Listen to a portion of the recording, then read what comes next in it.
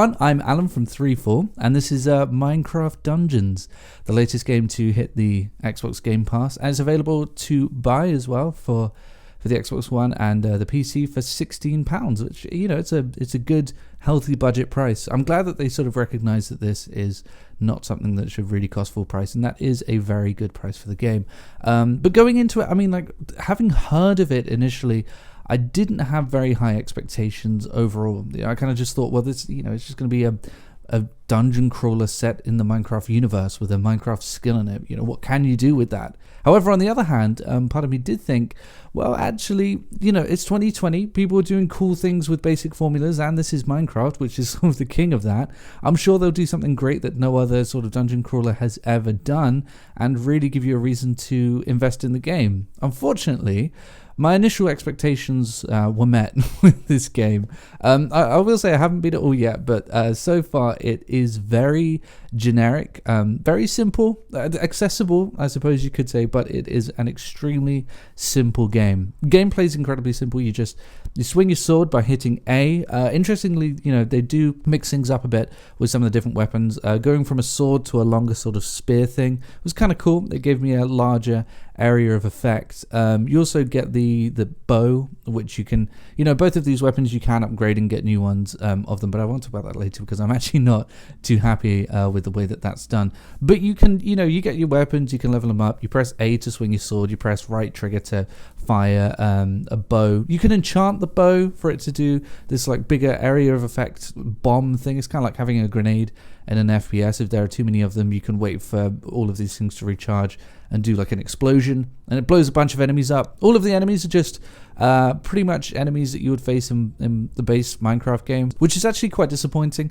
I thought that they might, you know, do more with the sandbox and kind of expand and bring in maybe a whole new roster of enemies. It's cool to see a creeper in this game, but at the same time, it's just, I've seen it all before. And unfortunately, that goes for all of the environments too.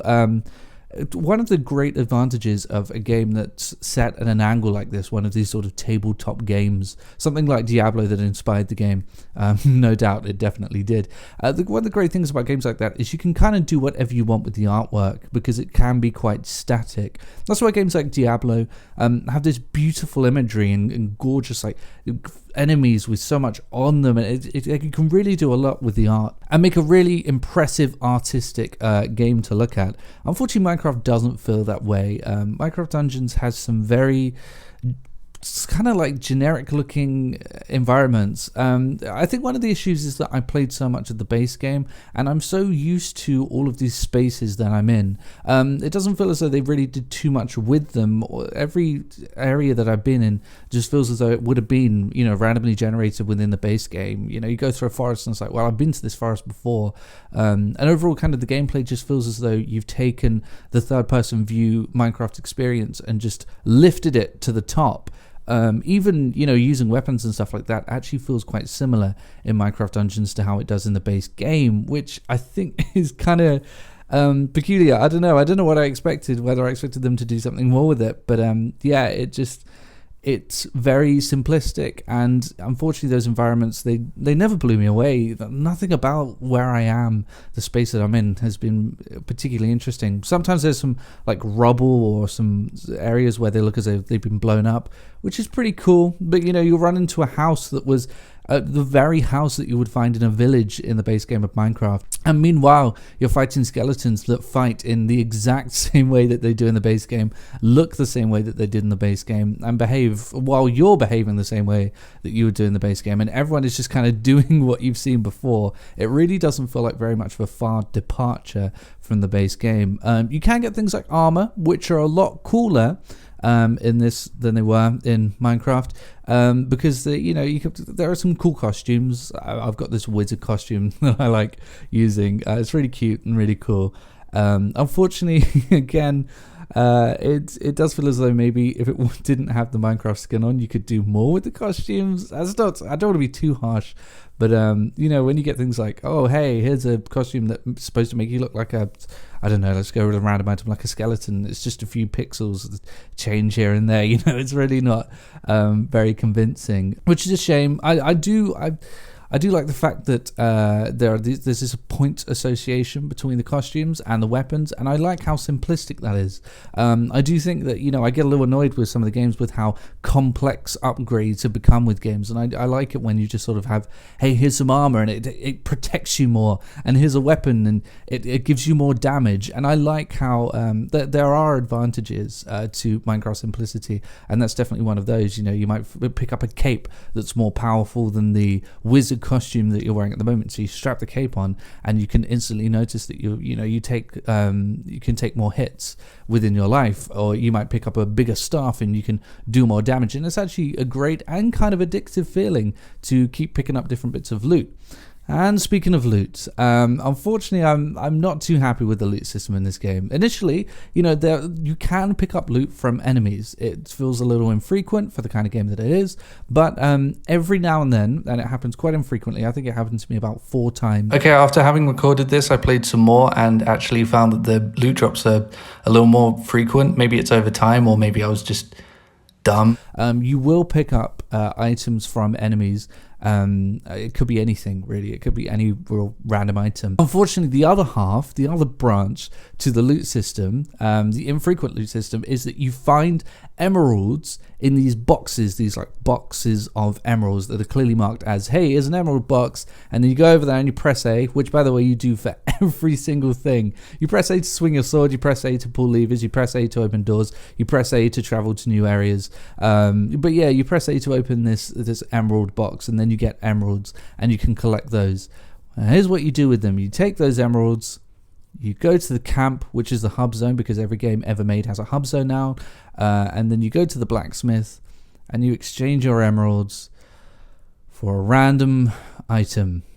Yep, it's just a completely random item. I hate that so much. I'd rather just earn it through playing the game. You don't, when you finish a mission, you don't get loot for finishing the mission. You don't get loot for killing the final boss. What you get at the end of every mission is the same random box for every mission that could contain any random item at complete random. And every time you go to the blacksmith, it is 80 emeralds that you spend. You could, it doesn't matter what the item is, it will always cost you 80 emeralds. And then you get a loot box, and you open the loot box, and it could be something absolutely completely random. It could be anything. And I don't like that. I don't like the way that you just don't feel as though you're really connected to the progression, or you're making decisions based on progression. It's just completely thrusted upon you. Completely happens at random.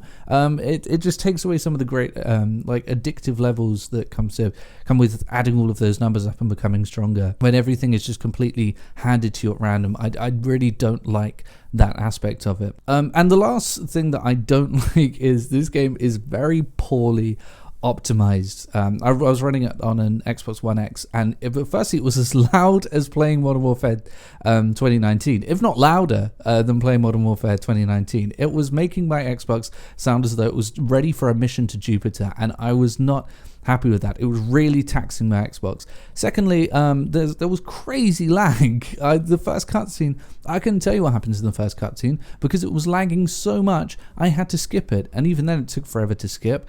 And then I was playing the game and I had to end my game session eventually because it started lagging again. It was lagging like crazy, and then I had to wait about a minute for it to unfreeze after it froze on me. And I understand when that happens in a game like Minecraft, the actual Minecraft game, because it's procedurally generating everything. Like, everything's kind of crazy. There's a lot going on. But Minecraft Dungeons is just a bunch of pre-planned, fairly linear blockety bloops. I mean, there's really not much going on the screen for it to be so poorly optimized. I really, it really taxed my Xbox a lot. So do I think it's a bad game? No, I don't think it's a bad game, actually. As I said earlier, it's very accessible. It's very pick up and play. It can be fun at times. Luckily, there isn't just like this huge pit of information that you have to learn in order to even play the game. It can be quite fun and quite simple. And it does feel as though it kind of accepts it's not taking itself too seriously sort of approach. And as I said, it's very affordable. It isn't as expensive as a bigger dungeon crawler. It's not as expensive as Diablo was when it came out, or how much Diablo 4 will be when that comes out. It is just sort of a spin-off knockoff game, and it does feel as though it accepts that. I'm not happy with the randomness, and I do feel as though a lot of the experiences are experiences I've had before, but if you really have nothing to play, and especially if you have Game Pass, then I would actually recommend downloading it. And at £16, I mean, it's not too bad. It is a fairly fun experience. I mean, my biggest annoyance was that with the way it looks, you know, with Minecraft you get away with it because it's this big open world and it's generating everything. But with this, I've played so many phone games that look like this that I actually genuinely, after a play session, I thought, I went off to make lunch and I thought, I'll just, you know, load my phone up and have a round. And I thought, wait, I know I can't because it's not a phone game, especially with the emeralds and, you know, the way that you get loot and stuff like that. It reminded me a lot of a phone game. But again, it's £16. It's less than what you would spend on a phone game for all the god-awful microtransactions. And as I said, it can be quite fun and quite addictive to go along with that, you know, despite objectively being very simple and maybe not that great. On a subjective level, it can be fun. It can be a pretty fun game. You know, it's kind of it's not bad kind of experience. As that's what I think of the game. Let me know if you want in the comments. And I guess I'll see everyone later.